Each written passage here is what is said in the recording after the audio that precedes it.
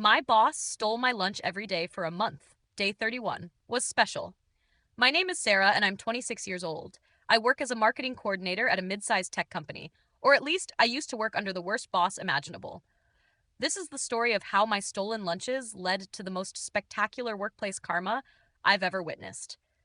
But let me start from the beginning, because the ending is so much sweeter when you understand just how much this woman deserved what happened to her. Meet Jennifer, the boss from hell, Jennifer Hartwell, 42 years old, senior marketing director, my direct supervisor for the past year and a half.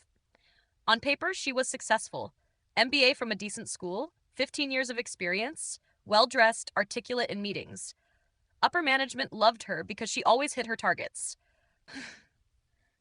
What they didn't see was how she treated everyone beneath her. Jennifer was a bully, not in an obvious HR actionable way. She was too smart for that. She was the kind of bully who operated in small cruelties, undermining comments, taking credit for other people's work, playing favorites, making you feel small in ways that were hard to articulate in a complaint. I'd learned to deal with it. Keep my head down, do good work, document everything. I was looking for other jobs, but the market was tough. I needed to stick it out. Then the lunch theft started. Week 1, the mystery begins. It started on a Monday in late September. I'd brought my lunch like I always did. I'm one of those people who meal preps on Sundays. That week, I'd made really good chicken teriyaki with rice and vegetables. I was actually excited about it. I put it in the office fridge at 9 a.m. when I arrived. My lunch break was at 1 p.m. When I went to get my lunch at 1, it was gone. Not moved to a different shelf, not accidentally taken, just completely gone. Even the glass container was missing. I asked around the office, did anyone see a glass container with chicken teriyaki? Blue lid? Everyone shook their heads. I ended up eating vending machine chips for lunch. Tuesday, I brought spaghetti and meatballs. I even wrote my name on the container in permanent marker, Sarah, do not take. 1 p.m., gone again. Wednesday, Thursday, Friday. Every single day, my lunch disappeared. I started asking more pointed questions. I checked the fridge multiple times during the day. The lunch would be there at 11 a.m. By noon, it would be gone. Someone was taking it during the late morning, probably right before their own lunch break. Week 2. The investigation. I was pissed, not just about the money, though meal prep for the week cost about $30 in groceries, so this thief had stolen $60 worth of food from me. It was the principle. Someone was deliberately taking my clearly labeled food every single day. I started watching the break room, but I couldn't camp out there all morning. I had work to do. I asked IT if there were cameras in the break room. There weren't. Budget cuts, they said. The only cameras were at the building entrances and the server room. I brought it up in our team meeting. Jennifer was leading it. Does anyone know anything about food being taken from the fridge? I asked. I've had my lunch stolen every day for 2 weeks. Jennifer barely looked up from her laptop. That's unfortunate, Sarah.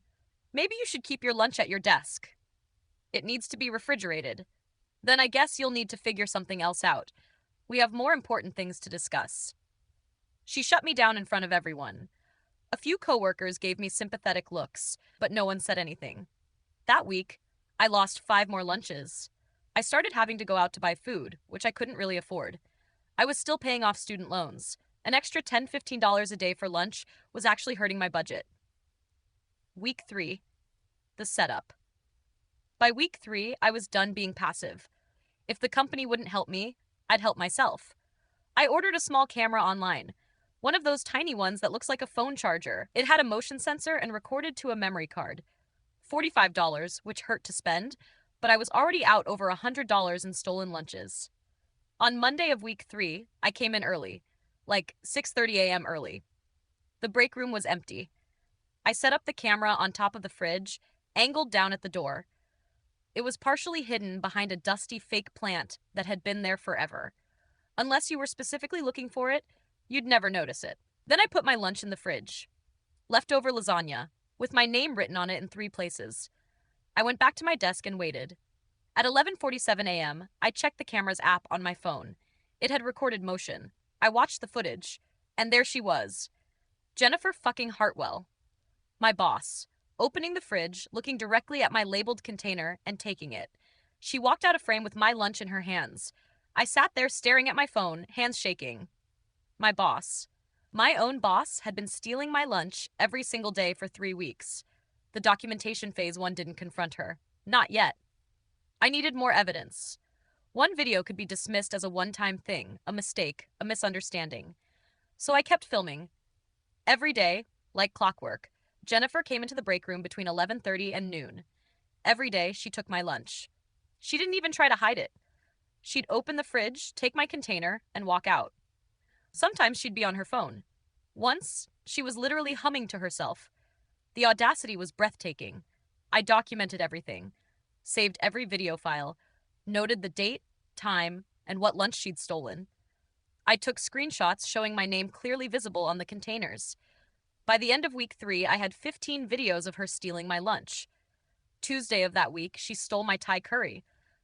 I'd actually splurged on the ingredients for that one because I was craving it. Cost me $12 just for that meal's ingredients. At 2 p.m., I had a one-on-one meeting with her. She was eating at her desk, from a glass container with a blue lid. My glass container. She saw me looking at it. "Is that my lunch?" I asked before I could stop myself. She didn't even flinch. "This? No, I brought this from home." "Why?" "It looks exactly like my container. I've been having my lunch stolen." "Well, it's not yours. Was there something work-related you needed to discuss?" She stared at me with this challenging look, daring me to push it. I backed down. "No, sorry, never mind." But I took a photo of that container on her desk the second I left her office. Added it to my evidence folder. Week 4. HR gets involved, sort of. After 4 weeks and 20 stolen lunches, I finally went to HR. Our HR rep was a woman named Donna.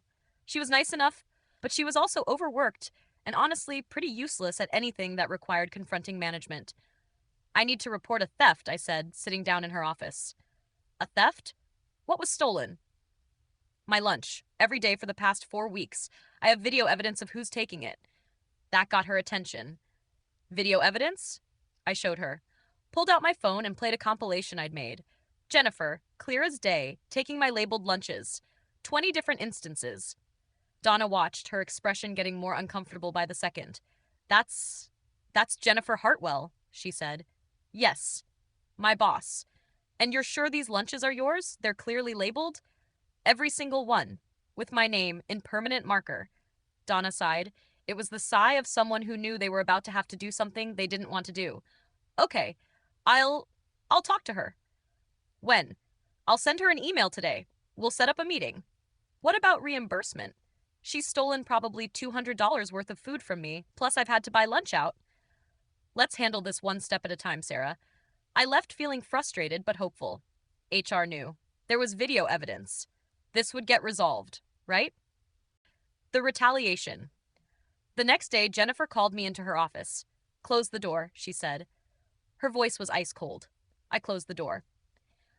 "I had an interesting conversation with HR today. Apparently, you've been making accusations about me stealing your lunch."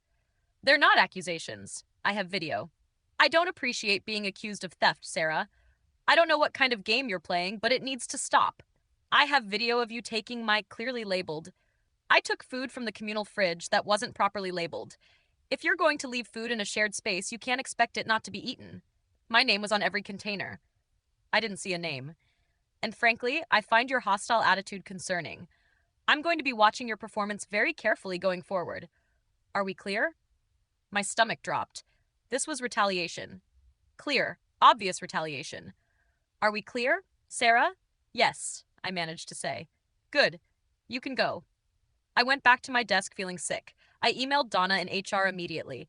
Jennifer just called me into her office and threatened me regarding the lunch complaint. This is retaliation. Donna's response came an hour later. "I've noted your concern. I'm working on scheduling a meeting to discuss the situation. Please be patient." Patient. Right. That day, Jennifer didn't steal my lunch. Or the next day. Or the day after that. I thought maybe HR's conversation had actually worked. Maybe she was scared enough of the consequences to stop. Then on Thursday, I got called into HR. Donna looked uncomfortable. "Sarah, I've spoken with Jennifer about the lunch situation. And she's denied taking your lunches. She says she brings her lunch from home in similar containers." I have video evidence. Video evidence that shows someone taking containers from the fridge, but Jennifer says those containers belong to her and she was simply retrieving her own lunch. My name is on the containers. In the video, you can see it. Jennifer says she didn't see the names and that it was an honest mistake if she did accidentally take your lunch. She's apologized for any misunderstanding.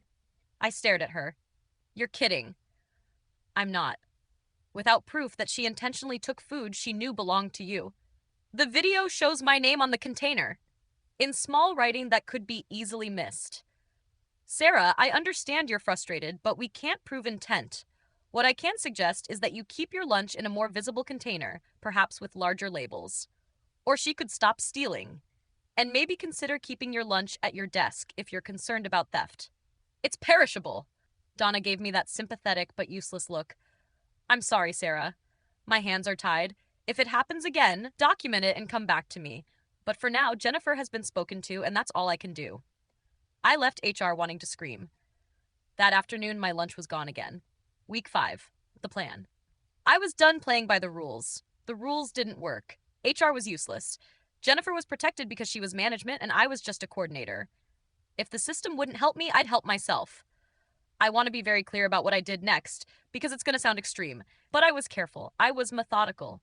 And everything I did was technically legal. I have a medical condition, IBS, irritable bowel syndrome. It flares up when I'm stressed. And boy, was I stressed. My doctor had prescribed me a medication to help manage it. The medication was a gentle laxative that I was supposed to take as needed. The medication came in powder form that could be mixed into food or drinks. I had a prescription for it. It was my medication for my legitimate medical condition that I was fully within my rights to put in my own food that I intended to eat myself. You see where I'm going with this. On Sunday, I did my meal prep. I made something I knew Jennifer would really like, based on the patterns I'd observed. She seemed to prefer my Asian-inspired dishes, the teriyaki, the curry, the fried rice.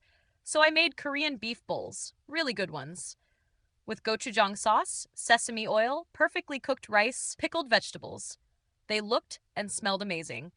And in my container, clearly labeled Sarah, contains medication, in huge letters, I mixed in a dose of my prescribed laxative powder. Actually, I mixed in 3 doses, the maximum daily amount my prescription allowed. I want to stress, this was my medication, in my food, clearly labeled. If Jennifer took it, she would be stealing food that was marked as containing medication. That would be her choice. Day 31. Monday morning, I brought my lunch in Monday morning. Placed it in the fridge in the break room. The label was impossible to miss. Sarah, contains medication, do not take, in thick black Sharpie. I had my camera running, same as always. Then I waited. 11:43 a.m. My phone buzzed with a motion alert. I watched the live feed. Jennifer walked into the break room, opened the fridge, looked right at my container with its giant warning label. She paused.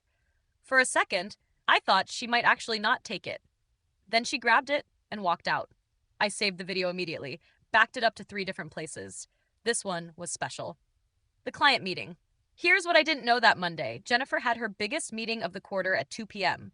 It was with a potential client worth about $500 annually to our company. Jennifer had been working on landing this account for 6 months. The clients were flying in from Chicago specifically for this meeting. Our CEO was attending. The VP of Sales, Jennifer, was presenting. This was her big moment. I found all this out later. At the time, I just knew she'd stolen my medicated lunch and eaten it sometime around noon. Laxatives typically take 6 to 12 hours to work when you take a normal dose. 3 doses on an empty stomach, Jennifer usually skipped breakfast. In someone who wasn't used to them, faster. Much faster. 2 p.m. The meeting begins. I wasn't in the meeting. I was at my desk working on a campaign analysis, but our office has glass walls, and the main conference room is visible from most of the floor. I could see Jennifer in there. She was at the head of the table presenting. The clients were on one side.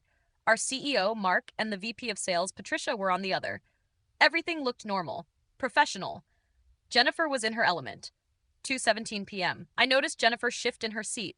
She continued presenting, but something in her posture had changed. 2:23 p.m. She paused mid-sentence, put her hand on her stomach very briefly, then continued. 2:28 p.m. Another pause. This one longer. She was definitely uncomfortable. One of the clients asked if she was okay.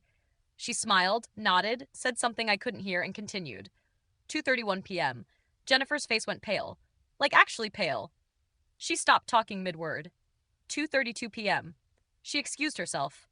I could read her lips. So sorry, just need a moment. She practically ran out of the conference room, toward the bathrooms. The meeting continued without her. Patricia took over the presentation. Mark looked confused and annoyed. 5 minutes passed.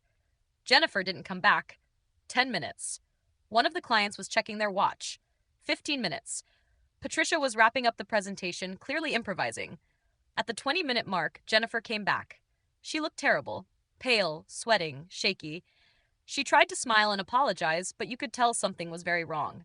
She sat down, started to contribute to the conversation. 3 minutes later, she got up and left again, almost running.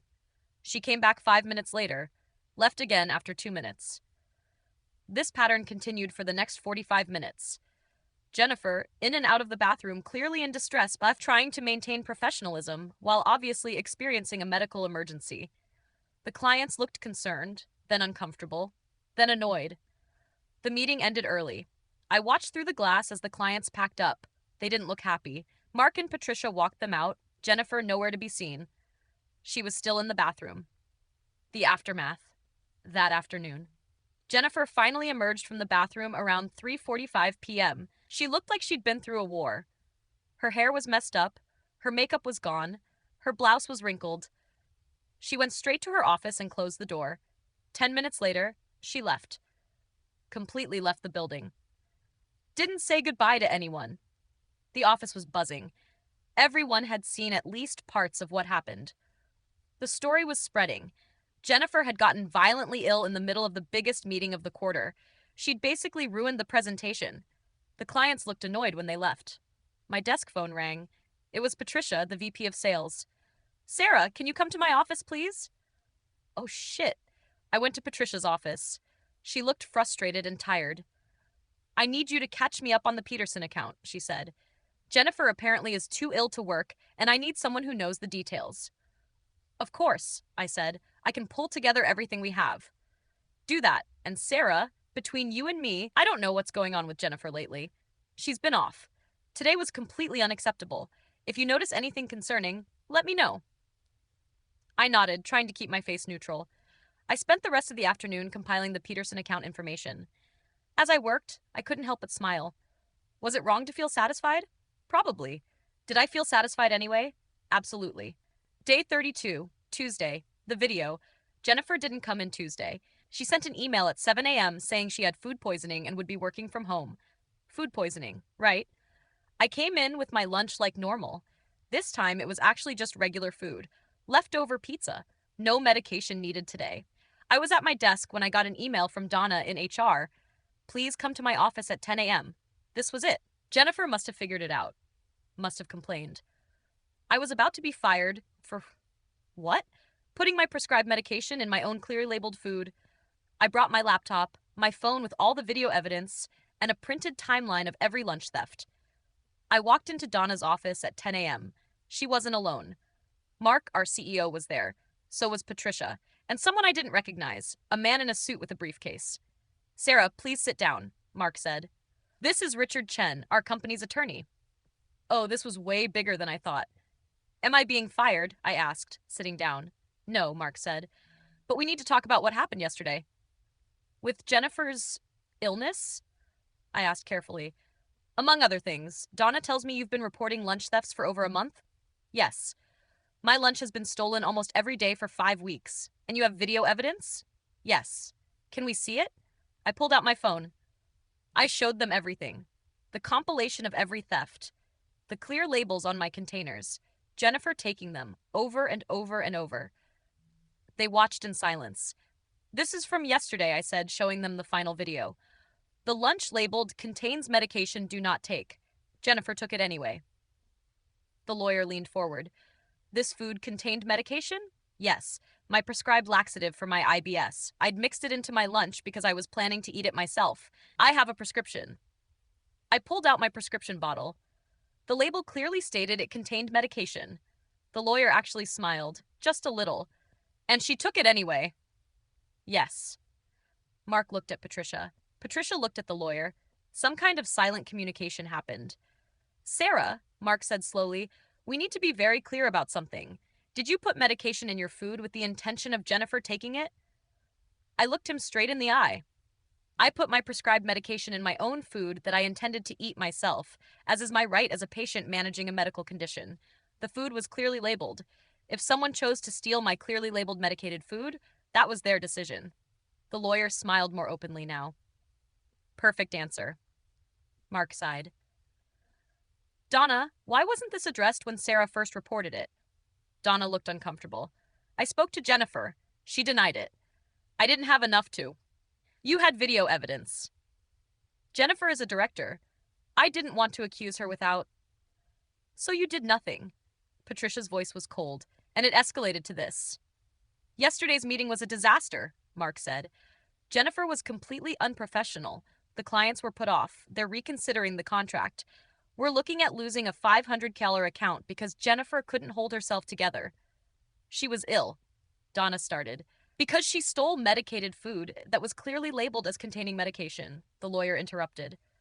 After repeatedly stealing this employee's lunch for over a month, after being reported to HR and continuing anyway, after being caught on video 20 plus times. Mark turned to me. Sarah, I want to be very clear. You did nothing wrong.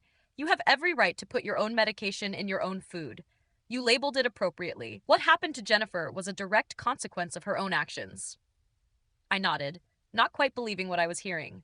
However, Mark continued, we need to handle this carefully. I'm going to ask that you not discuss this situation with other employees. Can you agree to that? Yes. Good. You can go. Thank you for the documentation. I stood up to leave. Sarah? Patricia called after me.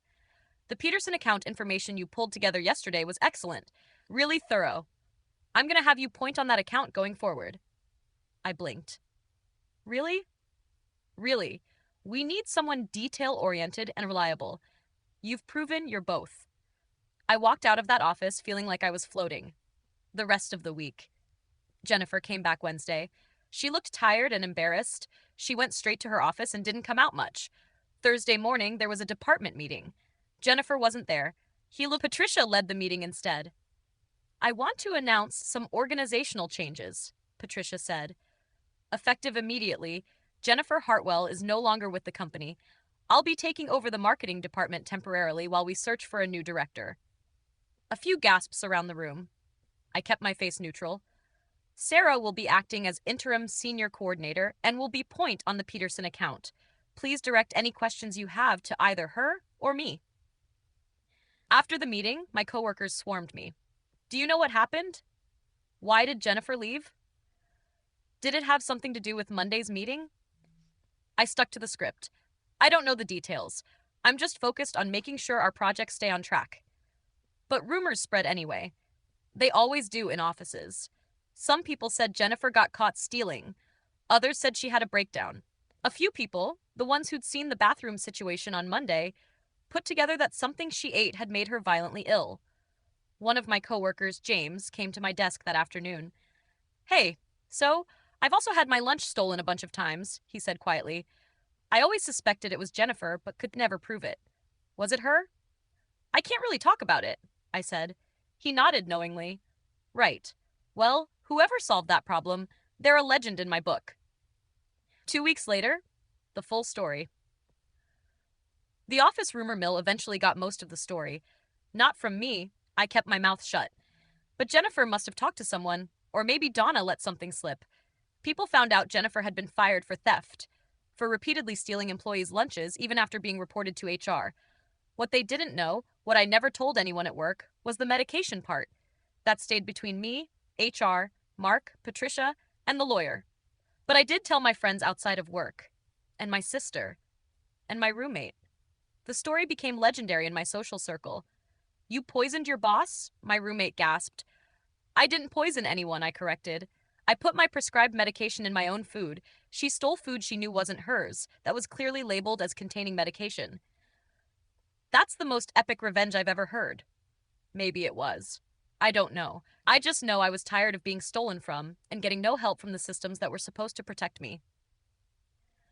3 months later, the promotion. In December, Patricia called me into her office. "We've finished the search for a new marketing director," she said.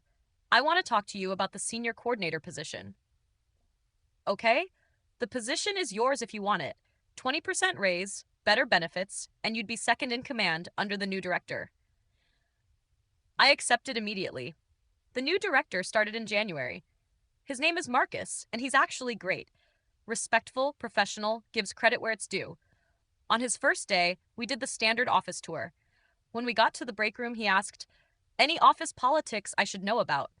"Label your lunch clearly," I said, "and don't take anything that's not yours." "That's just basic courtesy," he said. "You'd be surprised." What I learned looking back, here's what I took away from the whole experience. Document everything. Those videos saved me. Without evidence, it would have been my word against a director's, and I would have lost. HR is not your friend. They exist to protect the company, not you. Donna didn't help me because confronting Jennifer was uncomfortable and risky for her. She only acted when the company itself was threatened. Sometimes you have to solve your own problems. The system failed me. I could have just accepted that and kept losing my lunches, or I could get creative. I chose creative. Bullies often face consequences eventually. Jennifer got away with her behavior for years because she was protected by her position. But everyone's luck runs out eventually. Hers ran out on Monday, day 31, in a conference room with clients and executives watching. Karma is real, but sometimes it needs help.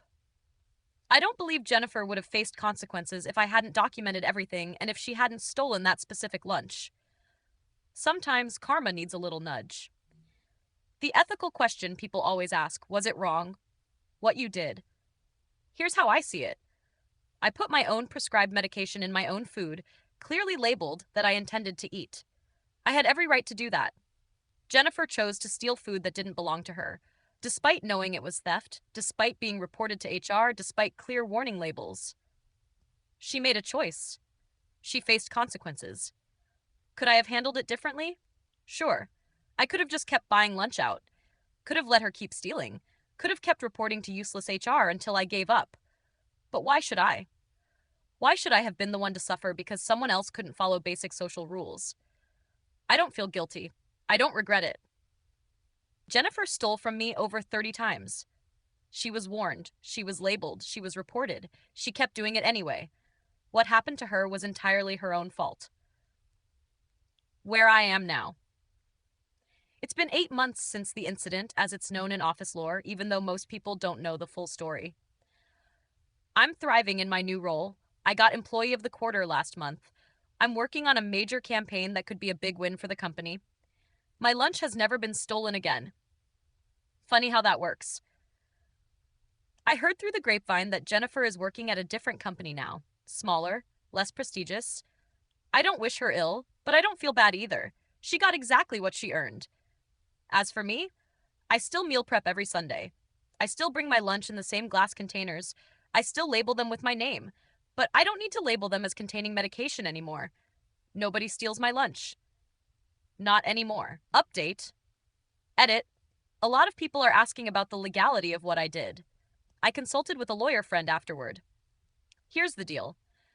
I had every legal right to put my prescribed medication in my own food. The food was clearly labeled.